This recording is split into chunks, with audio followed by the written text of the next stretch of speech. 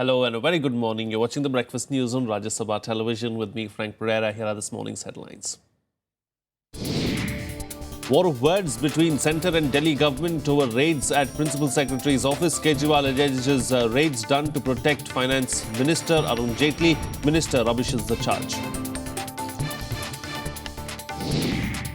14 Congress MLAs disqualified from Arunachal Assembly ahead of winter session. Congress demands recall of governor who rescheduled Assembly for impeachment motion against Speaker. ISRO to launch 6 Singaporean satellites from its rocket port at Sriharikota. This will be its last launch for the year.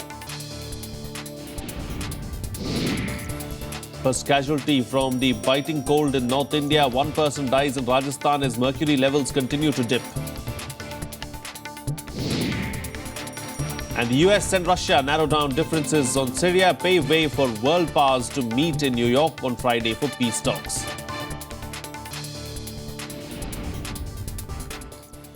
Well, with just about a week left for the winter session of Parliament, Finance Minister Arun Jaitley made a fresh appeal to the Congress for its support in passing the GST bill.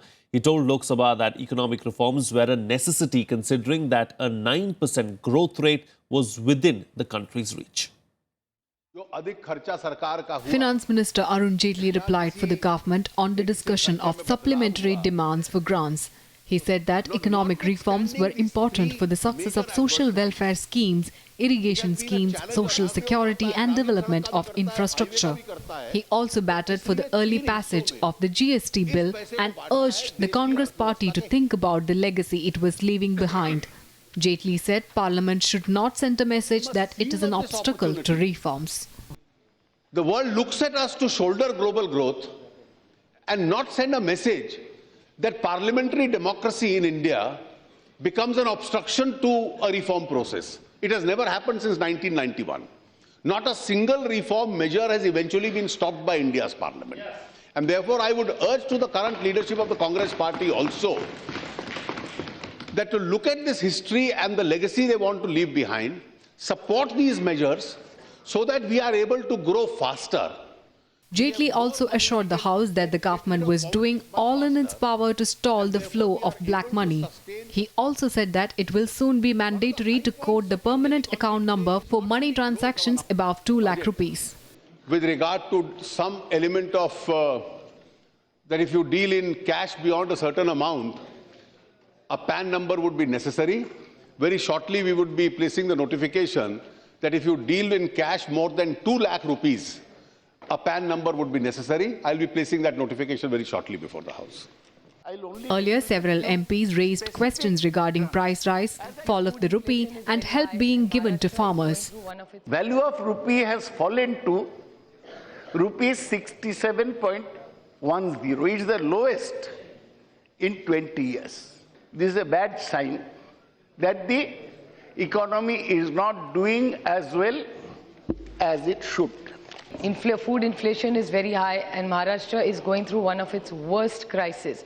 And a lot of honorable ministers in Maharashtra are telling us that they cannot give us any money now. The money will only come in January. So if we wait for January to come, they were committing to money in October. In October they said the funds hadn't come, became November. And the farmers' suicides are really going up. It's a very, very alarming situation.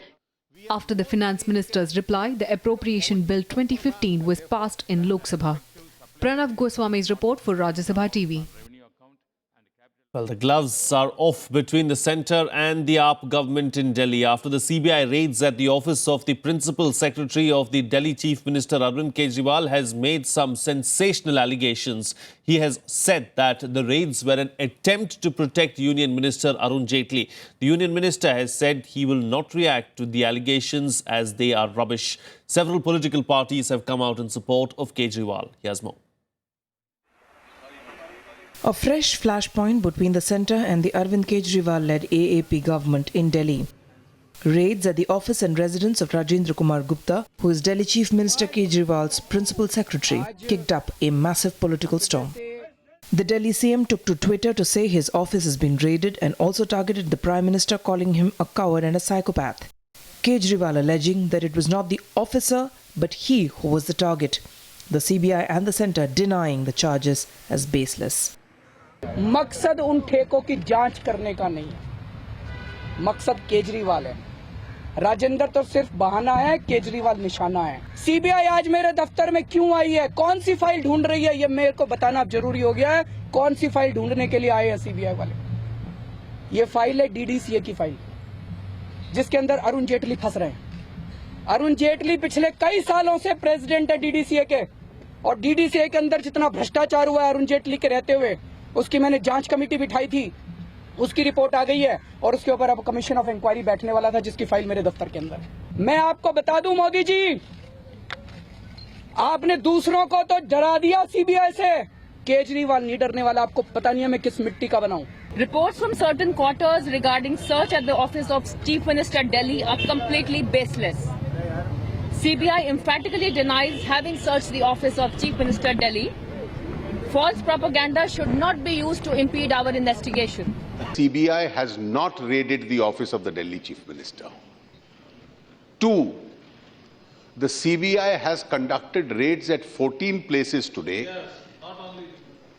These relate to cases of alleged corruption for a period much before Mr. Kejriwal became the Chief Minister. So the cases don't even relate to the tenure of Mr. Kejriwal. So neither his office has been raided, nor does the subject matter of investigation relate to him. The clarifications cut little ice with the AAP that said it won't be terrorized by the centre. CM office के उस कमरे में जिसमें chief minister की सारी फाइलें रखी जाती हैं, उस कमरे को आज सुबह सीज कर दिया गया। कोर्ट में जितने एफिडेविट फाइल होने थे, जितनी आज फाइलें साइन होनी थी, जितनी कल फाइलें साइन हुई, सारी की सारी सीबीआई ने अपने कब्जे में लेके खंगालना शुरू किया था। ये सीएम के दफ्तर पर रेड थी। ये ब्यूरोक्रेसी को डराना चाहते हैं। ये तरह से पिछले 10 महीने के अंदर हमारे को काम नहीं करने दे रहे। अब इन्होंने कहा कि भाई अब तो काम बहुत तेज़ी से होने लगा है, तो ब्यूरोक्रेसी को डरा दो कि जो भी काम करेगा उसके खिलाफ एक्शन लिया जाएगा। 2007 में कोई ठेका दिया, वो गलत था, एजुकेशन डिपार्टमेंट ने दिया, तो एजुकेशन डिपार्टमेंट पे छापा मारो ना, मुख्यमंत्री कार्यालय में छापा क्यों मार रहे हो? राजेंद्र कुमार जी ने अगर कोई ऐसा काम किया है जो 2002, 2003 या 2007 में आज इस सरकार को पता लगा एक इन्हीं के अधिकारी की शिकायत पर, तो जिन विभागों में किया है वहां सीबीआई रेड करे। एजुकेशन डिपार्टमेंट में क्या, वहां तो गई नहीं सीबीआई, दिन भर से वहां पर है सीबीआई, जहां मुख्यमंत्री अपनी फाइलें कल की साइन करके आए थे और आज जो साइन करना था। Kejriwal also got support from several political parties like the TMC and the JDU. There has been a raid this morning within the precincts of the CMO. I believe the leader in the morning you said the files in the Chief Minister's office have been gone through by the CBI. जितनी भी अब तक की मर्यादाएं हैं केंद्र और राज्यों के बीच में, वो भंग हो रही हैं। और ये विचित्र बात है, सहसा यकीन भी नहीं होता। The BJP has called for an unconditional apology from Kejriwal for his strong words against the Prime Minister.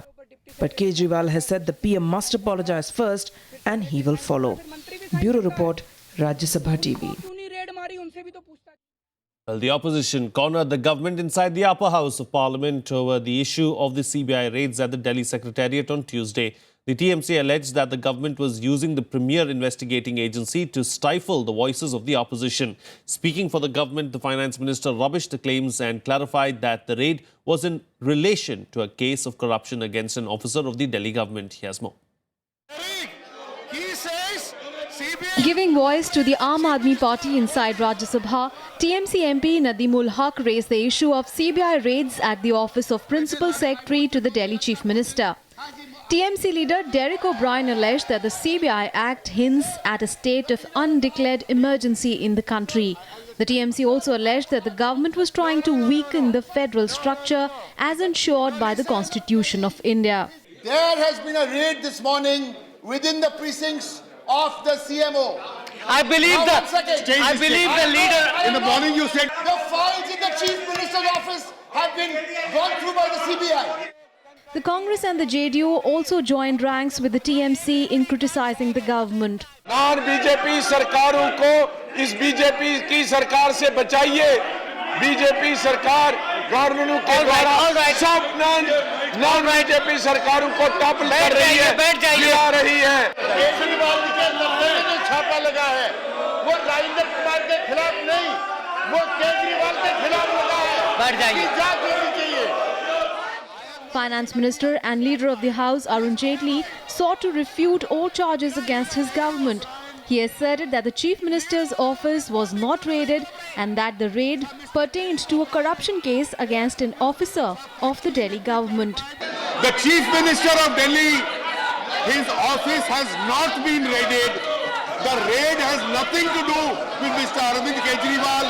The raid has nothing to do with the tenure of Mr. Arvind Kejriwal as the Chief Minister of Delhi. There is a corruption case complaint with the CBI against one officer in the Delhi government. That officer is attached to the office of the Chief Minister.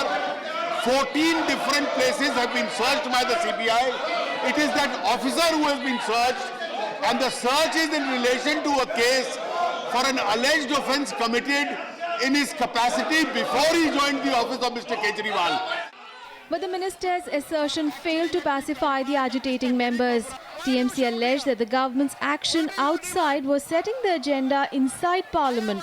Sharp verbal exchanges were witnessed between the Treasury and the opposition benches. This is Kriti Mishra's report for Rajya Sabha TV.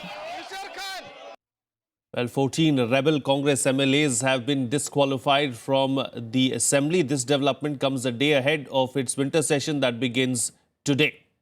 The Assembly is to take up an impeachment motion notice served by 11 BJP and 2 independent members against Speaker Nabam Rebia. The Governor JP Rajkhawar rescheduled the Assembly session by nearly a month to take up the impeachment motion. There is criticism of this move, with the Congress alleging the centre is trying to destabilize a democratically elected government in Arunachal Pradesh led by former Minister Kalikho Pul. 21 Congress MLAs out of the total 47 in the 60-member House have revolted against the leadership of the Chief Minister Nabam Tuki since the last 3 months. The developments in Arunachal resonated in Parliament on Monday. Governor ने विधानसभा का agenda भी खुद ही fix किया है। Governor को कोई authority नहीं है कि ये कह दे कि स्पीकर प्रिजाइड नहीं करेगा, डिप्टी स्पीकर प्रिजाइड करेगा। गवर्नर को ये अथॉरिटी नहीं है कि डिप्टी स्पीकर को हटाने के लिए रेजोल्यूशन मूव किया जाएगा। What is happening in a state assembly has never been discussed in this house, should never be discussed in this house. If you allow this discussion, tomorrow state assemblies will start discussing what happens in this house. According to Rule 238, the position, a person in position, an authority like governor, can be discussed only through a substantive motion. Let me say. Substantive motion, number one. Second, proceedings of the Legislative Assembly will not be discussed.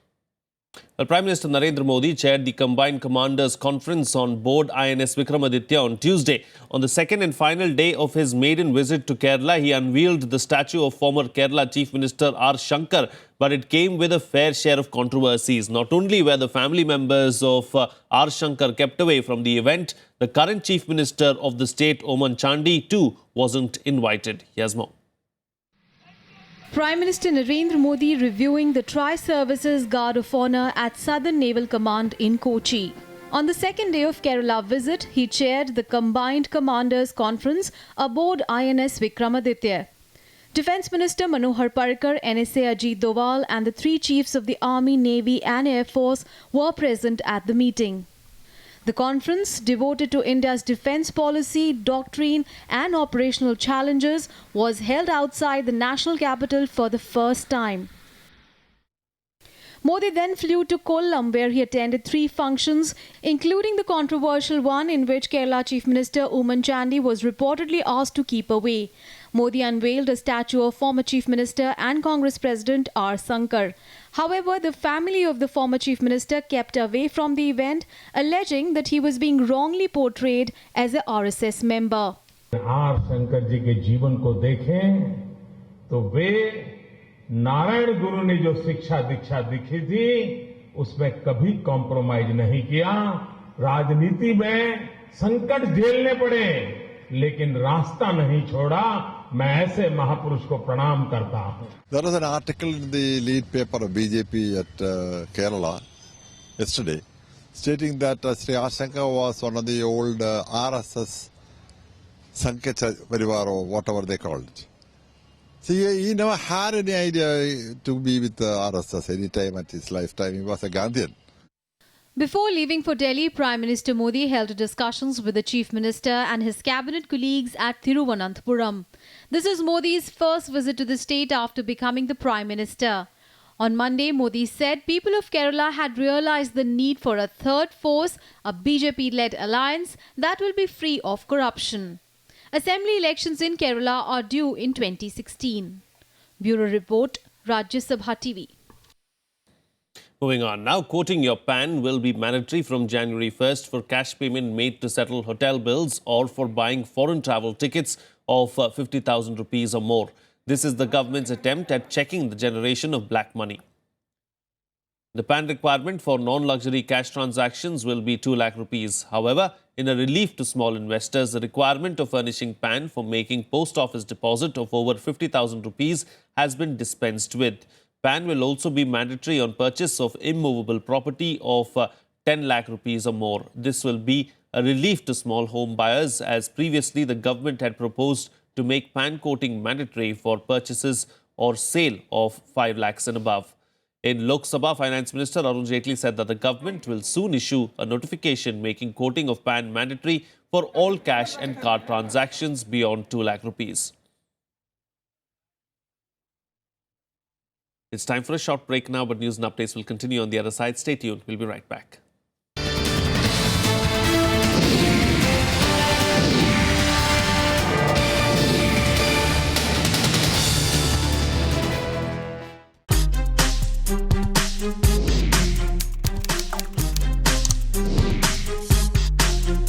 Get live Rajya Sabha session.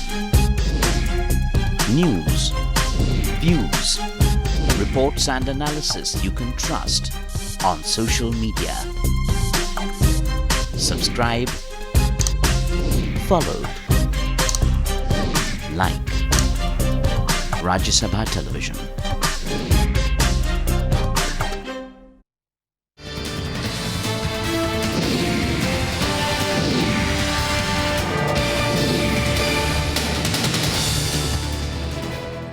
Welcome back. You're watching Rajya Sabha Television.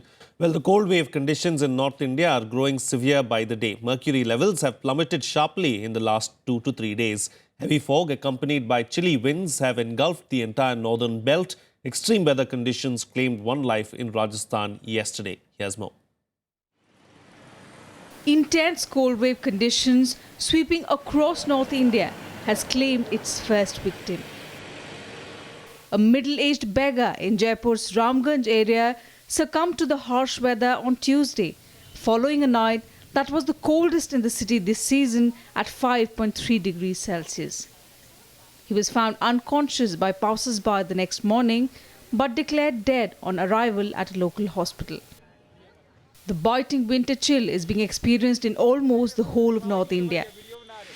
While the hilly areas of Jammu and Kashmir, Uttarakhand and Himachal Pradesh are witnessing heavy snowfall, the plains reel under heavy fog and icy winds. 1-2 दिन से बहुत ठंड हुई है। यहाँ पे थोड़ा snowfall भी हुआ, कुफरी वगैरह में हल्का यहाँ पे भी हुआ, जिस वजह से थोड़ा हमने यहाँ ठंड से बचने के लिए आग वगैरह जला रखी है। ठंड तो बहुत ज्यादा ही पड़ रही है, तो थोड़ा सा दिन में जो धूप निकल जा रहा है इससे थोड़ा सा राहत मिल रहा है। आप देख ही रहे, कहीं अलाव का व्यवस्था तो है नहीं। हम लोग किसी तरीके से अगल बगल से कागज अगर बाहर के टुकड़े से जुटा करके किसी तरह से हाथ पांव सेक ले रहे हैं। सुबह सुबह गलन बहुत ज्यादा हो रही है, जो है किसी तरह से कागज वगैरह जला के अपना जो है बचाव गर्म कपड़े पहन के कर रहे हैं, कैसे कैसे जो है। The national capital too witnessed a chilly Tuesday with the minimum temperature settling at 8 degrees Celsius, one notch below the season's average. 2-3 दिन से बहुत ज़्यादा ठंड पड़ रही है। इधर बीच मॉर्निंग वॉक जाने में भी दिक्कत हो रही है, ठंड की वजह से काम करने में भी प्रॉब्लम हो रही है। बच्चों को सुबह स्कूल जाना होता है तो दिक्कत होती है।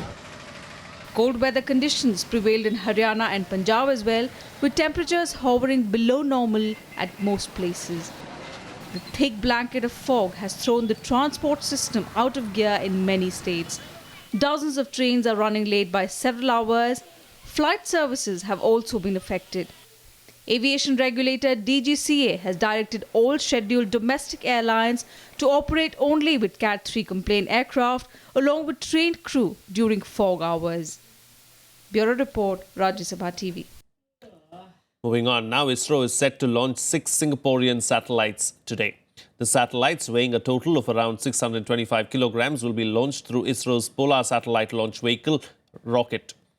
The blast-off will take place from the Sriharikota rocket port and is scheduled for 6 p.m. The major luggage for the PSLV rocket will be the Earth observation satellite called Telios. Weighing around 400 kilograms, it will be the last rocket launch mission for ISRO in 2015. Till date, in 2015 calendar year, ISRO has launched 14 satellites, including 3 Indian and 11 foreign ones from its rocket port in Sriharikota. And all things are going on smoothly. We are looking forward to a successful launch. This is going to carry 6 satellites from Singapore, and this is a commercial launch. Google CEO Sundar Pichai, along with the other key executives, is coming to India to address sessions with media developers, entrepreneurs and marketers at an event in New Delhi today. The India-born CEO, who is in India for 2 days, is scheduled to address the media today. He will meet Finance Minister Arun Jaitley and Communications Minister Ravi Shankar Prasad later in the day. On Thursday, Pichai will meet Prime Minister Narendra Modi, after which he will attend a chat session with students of Sri Ram College of Commerce. In the evening, he will attend a banquet hosted by President Mukherjee. Pichai was born in Chennai in 1972. He went to IIT Kharagpur before going to Stanford University and then Wharton School for his MBA. During his last visit to India in September 2014, Pichai launched Android One. The telecom wing of the Indian Railways, RailTel, recently signed an agreement with the subsidiary of Google India to provide Wi-Fi facilities at 400 stations across the country. Let's now take a look at the news and events lined up for today in our segment, The Day Ahead. The country will mark Vijay Divas today to commemorate India's victory over Pakistan in the 1971 war. In memory of this victory and to pay homage to the soldiers who sacrificed their lives, December 16th is observed as Vijay Divas across India.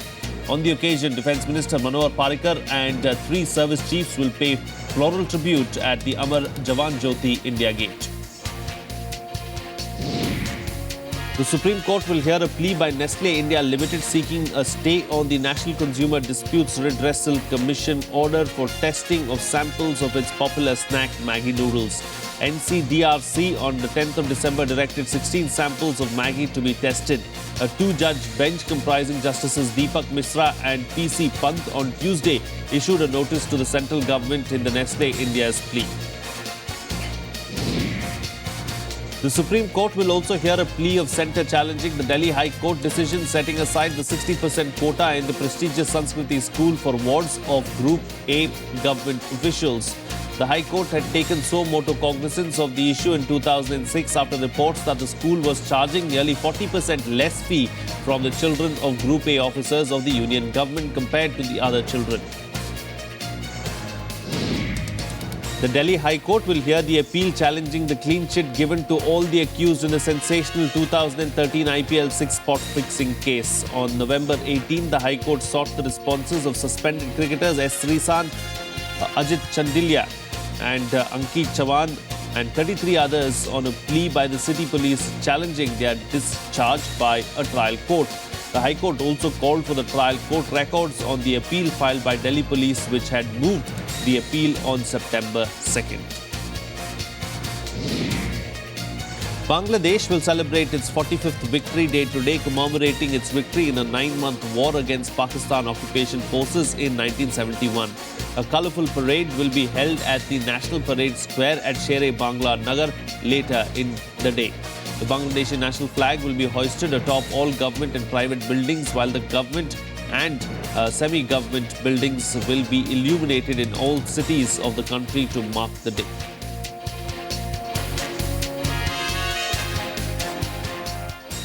Moving on to some international news now. The United States and Russia have succeeded in narrowing differences on Syria, paving way for the world powers meet in New York on Friday. U.S. Secretary of State John Kerry met his Russian counterpart Sergei Lavrov and President Vladimir Putin in Moscow. Despite diverging views on Syrian President Bashar al-Assad's role in the political transition, Kerry said the two sides see enough common ground on Syria for world powers to meet on the UN resolution endorsing the Syrian peace process. Lavrov called the substantive, saying that the two countries were now moving in the same direction. Some progress was made when it came to agreeing on which Syrian rebel groups should be regarded as terrorist organizations. They will continue to work on contentious issues like the makeup of the opposition delegation. Kerry has been comparing notes with the Russians on a meeting in Riyadh last week that united elements of the Syrian political and armed opposition. Russia had rejected the outcome, saying it did not represent the entire Syrian opposition.